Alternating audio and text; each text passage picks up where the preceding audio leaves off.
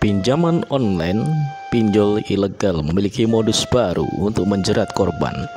Misalnya, dengan mengirimkan dana ke calon korbannya padahal tak perasa meminjam. Pihak Satgas Waspada Investasi padahal sudah memblokir ribuan pinjaman online ilegal saat ini. Namun terus muncul lagi dengan identitas baru. Dari pihak kepolisian pun menyebut cara kerja pinjol ilegal ini memang sangat merugikan masyarakat yang terjebak di dalamnya. Sebenarnya seperti apa sih modus barunya? Berikut selengkapnya.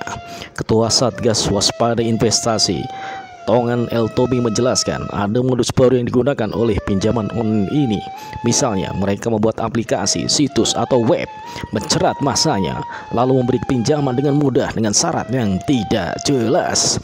Sekarang ada modus masyarakat tiba-tiba didapat transfer dana dan tidak diketahui pengirimnya. Ini kemungkinan mereka pernah mengakses atau tidak sengaja mengakses. Karena ketika meminjam tak bisa membayar ke pinjol A, maka dia merekomendasikan untuk meminjam ke pinjol B untuk melunasi utang, lalu merekomendasikan pinjol C untuk gali lubang tutup lubang. Pinjaman online ilegal sejak tahun 2018, jumlah terbanyak yang diblokir pada 2019 adalah 1493 pinjol ilegal.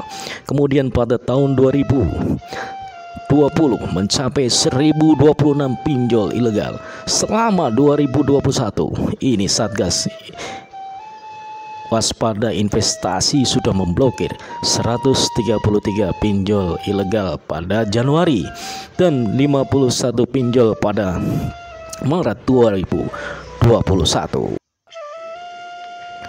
OJK masih tutup pendaftaran baru izin pinjol. Ini alasannya. Otoritas Jasa Keuangan OJK masih menutup pendaftaran platform P2P baru yang telah berlaku sejak Februari 2020. Langkah ini dilakukan untuk memastikan status masing-masing fintech menyusul merebaknya keresahan di masyarakat akibat aksi pinjaman online ilegal. Rizwandi Idri, Ketua Eksekutif Pengawas Industri Keuangan Nomor Bank OJK mengatakan sejak tahun 2018 OJK melalui Satgas Waspada Investasi telah menutup sebanyak 3.193 fintech ilegal. Selain itu, fintech yang sudah terdaftar juga sedang dipastikan kesehatannya dari sisi kelembagaan maupun sumber daya manusia. Dia menjelaskan moratorium pendaftaran fintech dilakukan untuk memverifikasi dan mengawasi platform yang telah memenuhi peraturan yang ada. Perusahaan yang telah terdaftar diberikan waktu 1 tahun untuk mengirim pengizinan. Jadi setelah mendaftar tidak semua memproses izin. Banyak yang tidak ambil izin padahal sudah mulai cari investor. Jadi tidak semua yang terdaftar sudah berizin.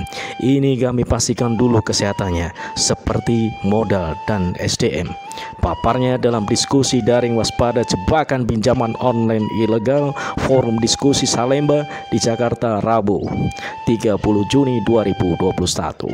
Selain itu jelasnya OJK juga berencana melakukan pembaruan peraturan jasa keuangan.